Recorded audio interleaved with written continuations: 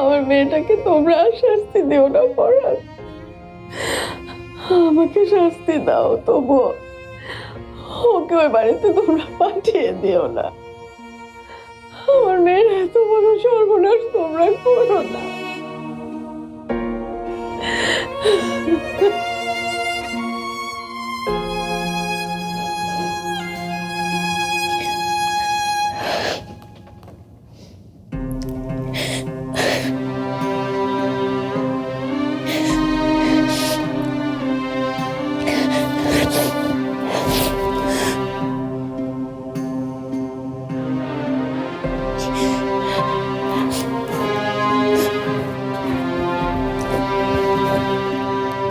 মাহি, শোন না আপু, লাইফ বয় কিনে কল দাও টোল ফ্রি নম্বরে আর এক নিঃশ্বাসে গোল বলে জিতে নাও ফিফা বিশ্বকাপ 2026-এর এক্সক্লুসিভ পুরস্কার।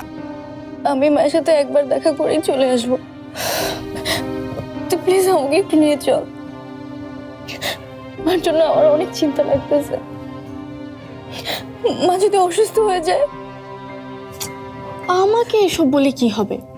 আর আব্বু আমাকে এমনিও বলছে তোমাকে ঘর থেকে বের হইতে না দিতে। আর বড় আম্মুকে নিয়ে এত টেনশন করার কি আছে? কি হবে একটা দিন স্টোর রুমে ঘুমাইলে?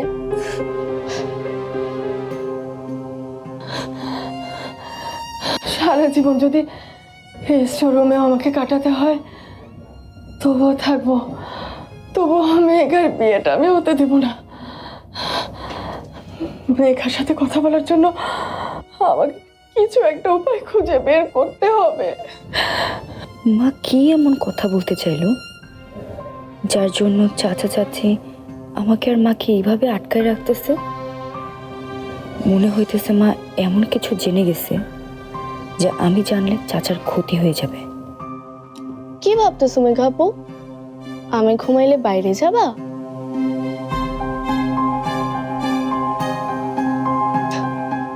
এইসব ভাবনা বাদ দাও, আমি হইলাম নাইট আউল।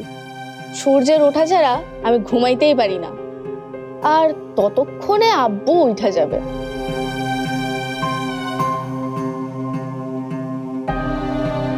যেইভাবেই হোক মার সাথে আমার কথা বলতেই হবে, আর সেইটা রাজীবকে বিয়ে করার আগেই।